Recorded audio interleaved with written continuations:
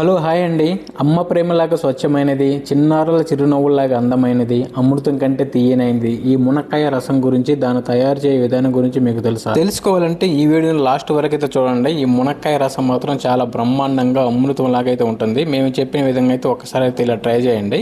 మేము చెప్పే ఈ క్వాంటిటీ ప్రకారం అయితే చేసుకోండి. మునక్కాయ రసం చాలా చాలా బాగుంటుంది. ఇక్కడ మేము వచ్చేసి ఒక 250 గ్రామ్ మునక్కాయలు తీసుకున్నామండి. అలాగే 4 పచ్చిమిర్చి, 3 టమోటాలు, ఒక 50 గ్రామ్ వచ్చేసి కందిపప్పు తీసుకొని వీటన్నిటి కుక్కర్ లో వేసుకొని వీటితో పాటు కొంచెం పసుపు, ఉప్పు, అలాగే 2 గ్లాస్ వాటర్ యాడ్ చేసుకొని ఒక 7 విజిల్ వచ్చేదాకా అయితే పెట్టుకోండి. అలాగే మనకి ఈ మునక్కాయ రసానికి కావాల్సిన మసాలా వచ్చేసి ఇంగ్రీడియంట్స్: ఒక వెల్లుల్లిగడ్డ, ఒక స్పూన్ మిరియాలు, ఒక స్పూన్ జీలకర్ర, ఒక చిన్న సైజు నిమ్మకాయంత చింతపండుని మనం ముందుగానే వాటర్ లో అయితే నానబెట్టుకోవాలండి, ఒక 10 నిమిషాల ముందుగా. అలాగే వచ్చేసి ఒక 2 రెమ్మల కరివేపాకు.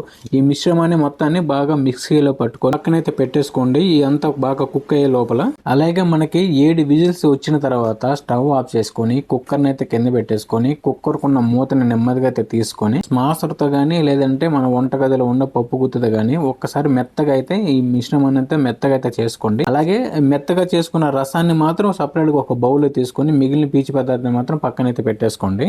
అలాగే మనం ముందుగానే నానబెట్టుకున్న చింతపండుని బాగా మెత్తగా కలుపుకొని ఈ పులుసునంతా ఈ రసం అయితే యాడ్ చేసుకొని పక్కనైతే పెట్టేసుకోవాలండి, ఈ చింతపండు పులుసుని. ఇప్పుడు ఈ మునక్కాయ రసంలోకి మనం ముందుగానే రెడీ చేసి పెట్టుకున్న మసాలా తాలింపు అయితే పెట్టుకొని ఈ రసంలో అయితే యాడ్ చేసుకోవాలండి. ప్యాన్ ని స్టవ్ మీద పెట్టుకొని 2 టేబుల్ స్పూన్ ఆయిల్ వేసుకొని, ఆయిల్ వేడకగానే 1 స్పూన్ తాలింపు గింజలు వేసుకొని, అలాగే మనం ముందుగానే కట్ చేసి పెట్టుకున్న ఆనియన్ కూడా వేసుకొని బాగా ఫ్రై చేసుకోవాలండి. ఈ ఆనియన్ బాగా ఫ్రై అయిన తర్వాత 4 లేదా 5 ఎండుమిర్చి కూడా వేసుకొని బాగా అయితే ఫ్రై చేసుకోవాలి. ఈ ఫ్రై అయిన తర్వాత మనం మసాలా కూడా ఇందులో యాడ్ చేసుకొని బాగా తాలింపు అయితే పెట్టుకోవాలండి. అలాగే కొంచెం పసుపు కూడా యాడ్ చేసుకొని బాగా అయితే ఫ్రై చేసుకొని ఈ రసంలో అయితే యాడ్ చేసుకోవాలి.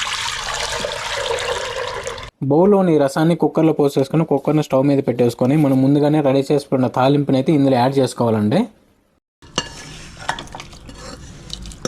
ఈ తాలింపుని రసంలో యాడ్ చేసుకున్న తర్వాత మనకు కొంచెం ఉప్పు తక్కువ అనిపిస్తే కొంచెం ఉప్పు వేసుకోండి. అలాగే కొంచెం ఇంగు పొడి, ఒక రెమ్మ కరివేపాకు వేసుకొని ఒక 5 నిమిషాలు అలాగే ఉంచితే మనకు రసం అనేది బాగా తెరులుతుందండి. ఇలా తెరిలిన తర్వాత మాత్రమే మనకి కొంచెం కొత్తిమీర అయితే యాడ్ చేసుకోవాలండి. ఈ కొత్తిమీర వేసుకున్న తర్వాత ఒక 5 నిమిషాలు అలాగే ఉంచితే మనకి ఈ మునక్కాయ రసం అనేది తయారవుతుందండి. చాలా అంటే చాలా బాగుంటుంది. మునక్కాయలు తినడం వల్ల ఎన్ని ప్రయోజనాలు ఉంటాయని చెప్పేసి లాస్ట్ వీడియోలో ఒక వీడియోలో చెప్పడం అయితే జరిగిందండి. అలాగే ఈ మునక్కాయ రసం కూడా ఈ విధంగా తయారు చేసుకొని తింటే చాలా అంటే చాలా ప్రయోజనాలు ఉన్నాయండి. ఈ మునక్కాయ రసం మాత్రం అదిరిపోద్దండి.